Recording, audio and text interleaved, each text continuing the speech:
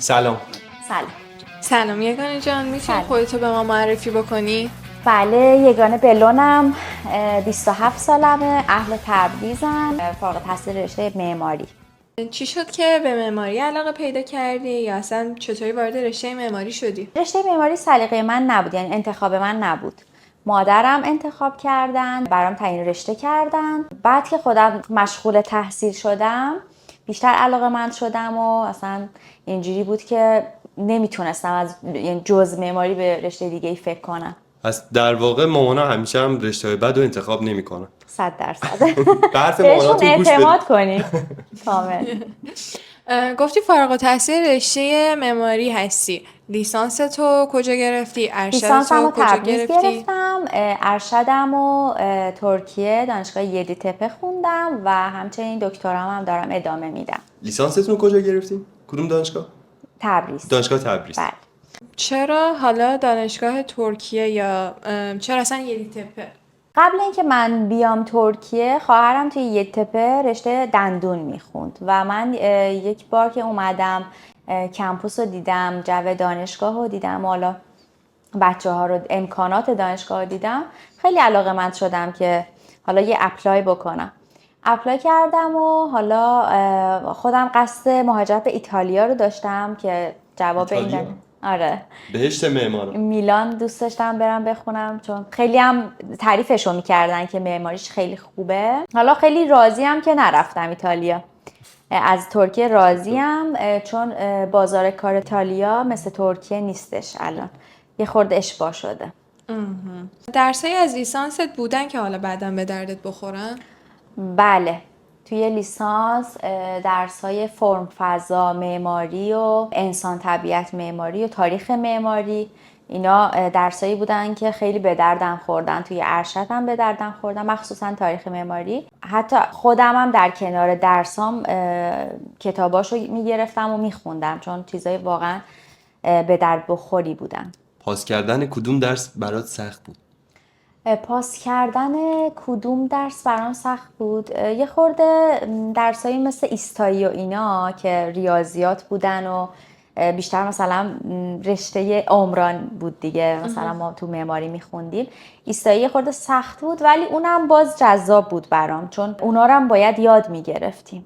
درسته. حالا معماری، طراحی، مهندسی، هنره، اصلا چیه معماری؟ معماری به نظر من خب بخش اصلیش هنره و یه خورده هم باید استعداد داشته باشی، یعنی کاملا جوری نیستش که اکتسابی باشه.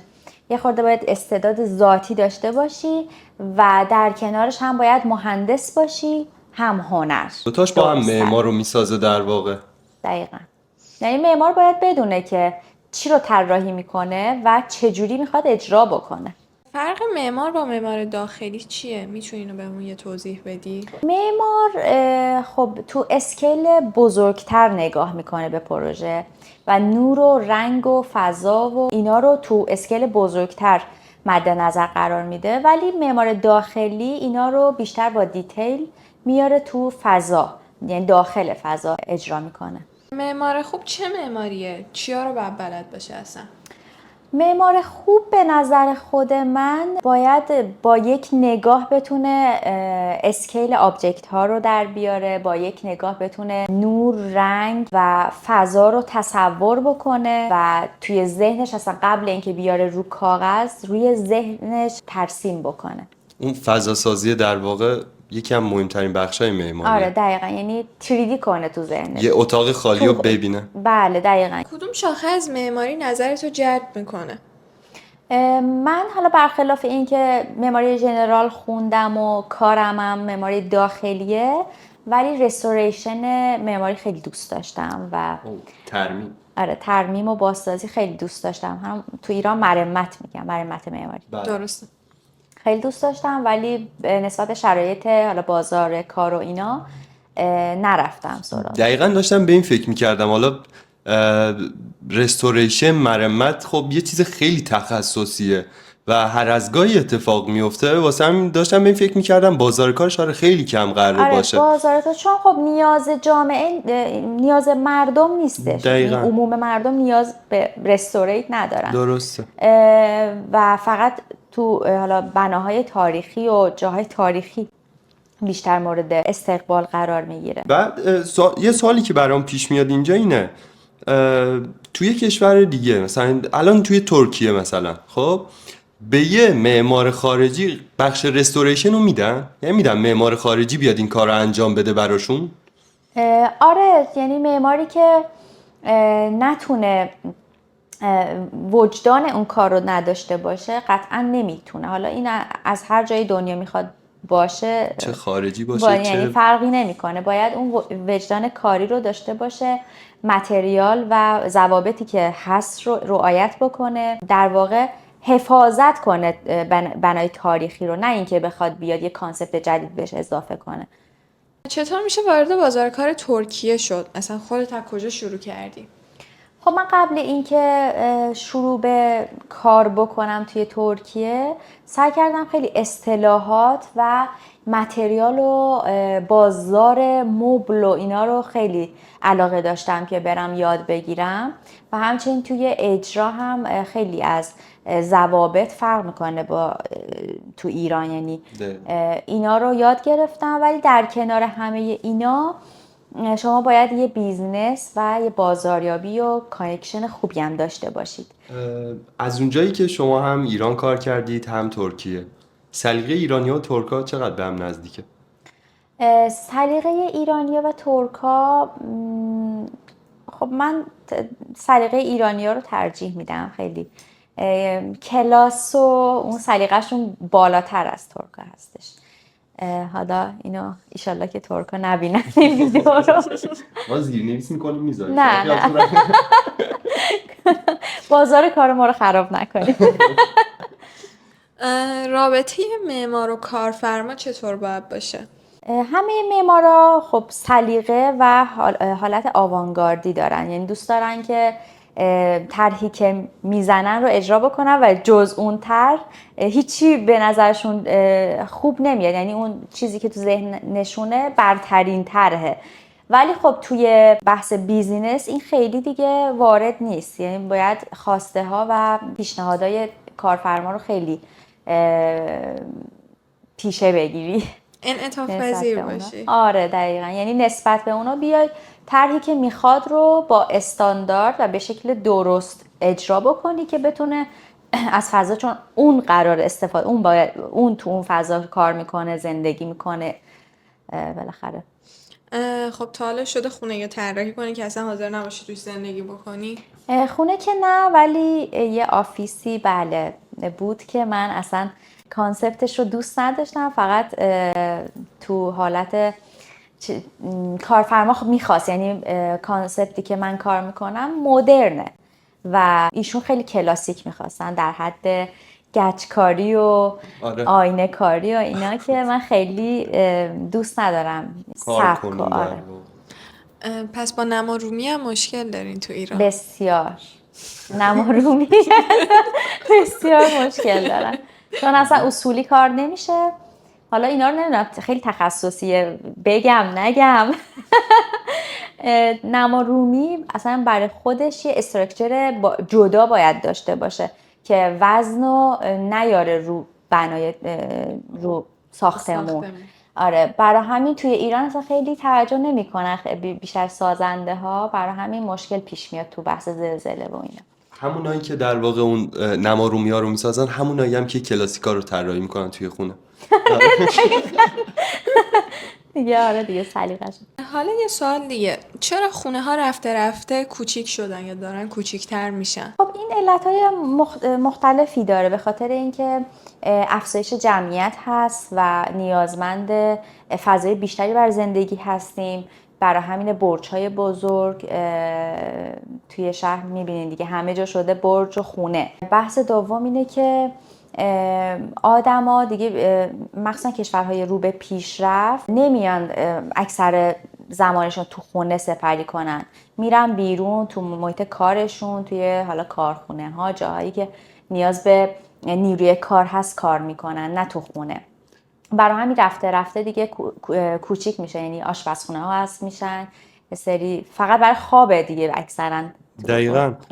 از کی شروع شد دقیقاً این کوچیک‌تر شدن خونه‌ها در واقع این میتونه. خیلی وقته هست، یعنی بعد جنگ جهانی دوم توی کشورهای رو به پیشرفت و مخصوصا بعد انقلاب صنعتی دقیقاً. کشورهایی که رو به پیشرفت بودن اولین کاری که کردن اومدن المان‌های ساعتی روی برجا زدن که آدما خیلی توجه کنن به ساعت و برج ساعت لندن که آره ساعت کاری دقیقاً. اینا باعث شدن که خب مردم خونه رو فقط برای استراحت ترجیح بدن استفاده کنن. من فکر میکردم فقط این یعنی اون برج ساعت لندن اون برج اصلی بوده، بقیه از رون اسکی رفتن. نگو پس تو اکثر شهرها اینو اقدام به زدن میدون ساعت و آره. چیز کردن. آره. اکثر برج‌ها و کشورهایی که رو به پیشرفت بودن این حرکت رو حتی توی تبریز خودمونم دقیقاً. میدان ساعت داریم که یه برجی هست ساعت زدن و آلمانیا کار کردن، یعنی دقیقاً معمارش یه آلمانی بوده. ایزمیر هم هستش اونجوری که من حالا استانبول نمیدونم. اصلا تو کلان شهرها دقت بکنید همه برج‌ها مثلا اکثر برج‌های قدیمی ساعت دارن روش. بله. مشکل شما معمارا حالا با خواب چیه؟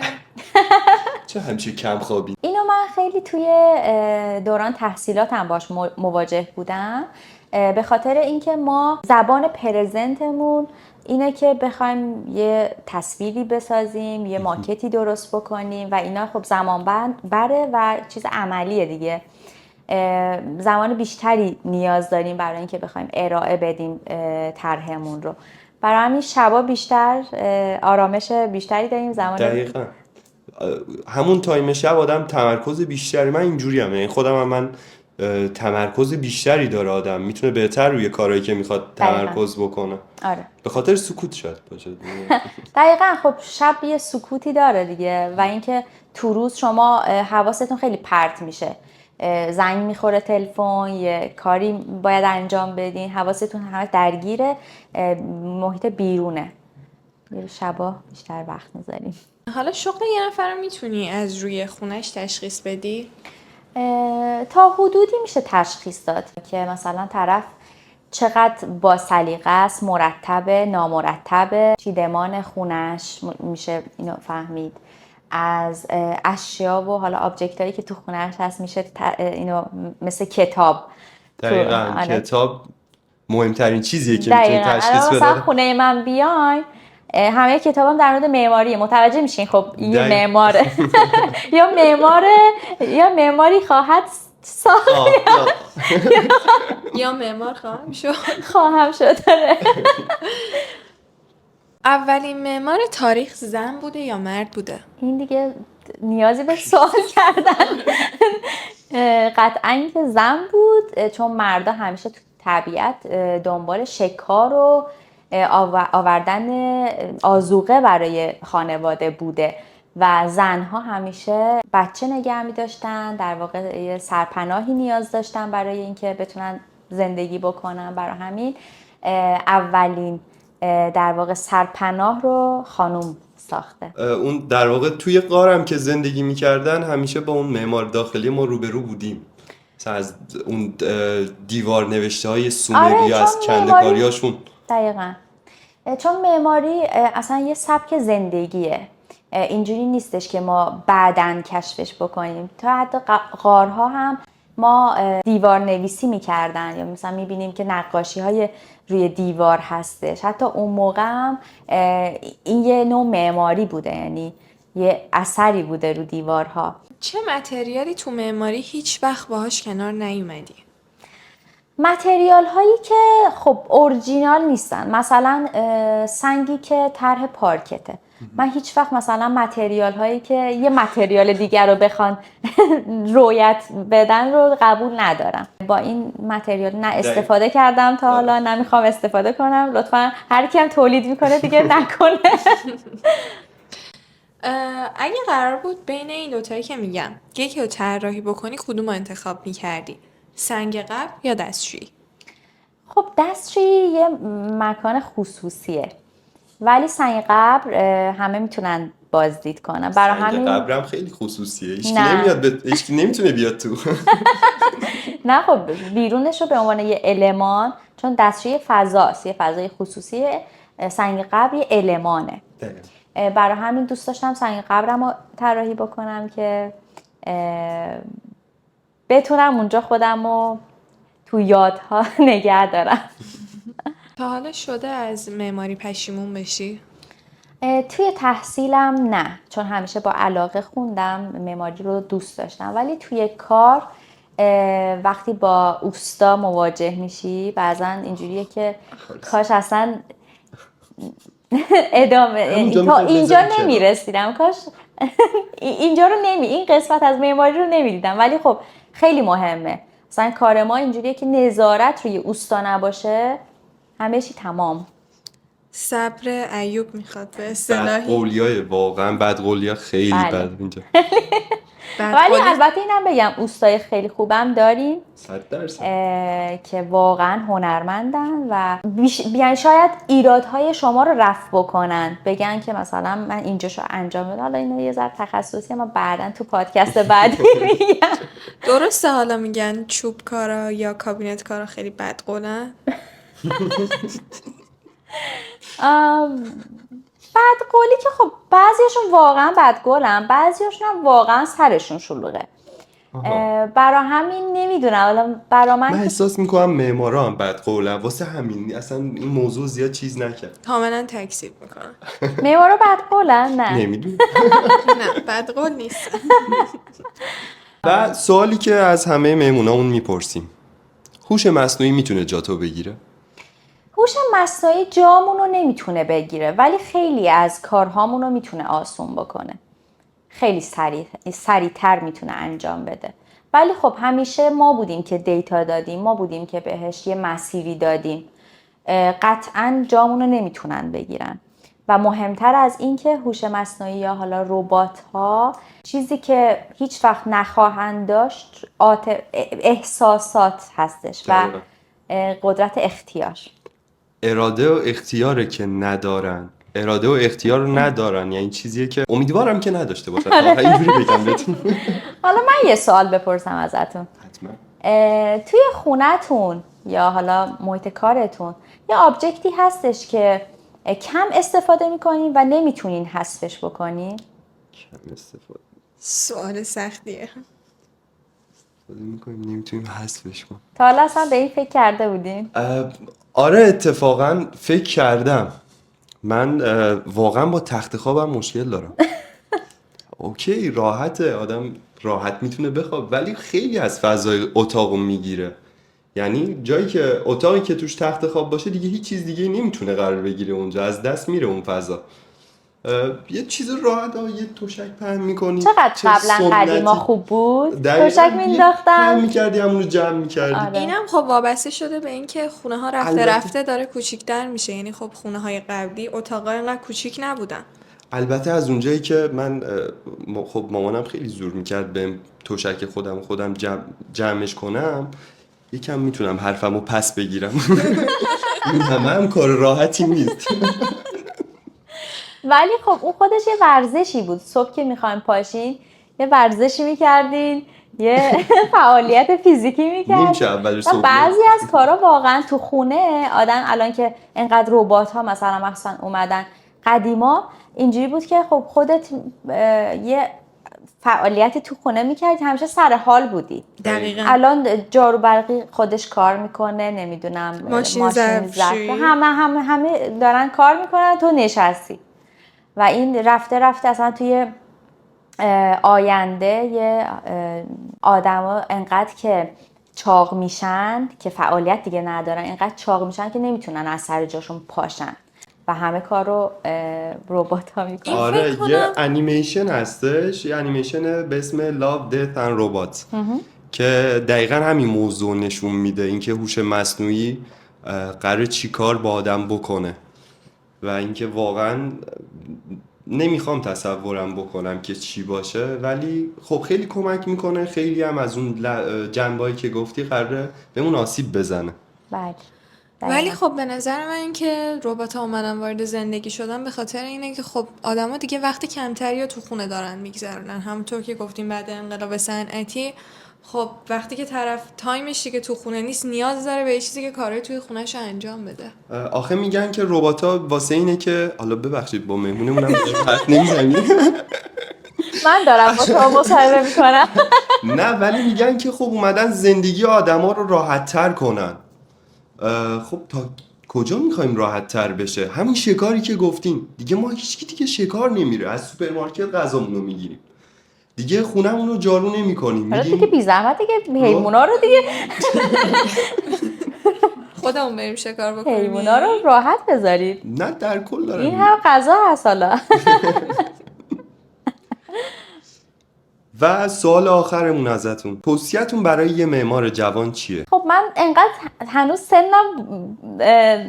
سنم زیاد نیستش که بخوام نصیحت یا توصیه بکنم، ولی به هم سن و سالای خودم میگم که نترسید، با اعتماد به نفس، با عزت نفس کارتون رو شروع بکنید و طبق چیزی که مثلا گفتم یکم پیش، بیزینس کردن و ارتباط با آدما رو یاد بگیرین. این دقیقاً. خیلی تو هر رشته‌ای به درد میخوره. بیزینس همه جا لازمه. دقیقاً. خیلی ممنونم ازتون. خیلی خوشحال شدم بابت دعوتتون.